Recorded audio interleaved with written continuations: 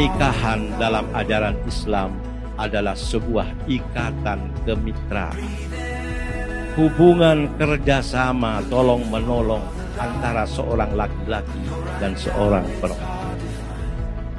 Hubungan yang dibina atas dasar ta'awun alal birri wal taqwa, kerjasama untuk menciptakan kebajikan dan ketakwaan.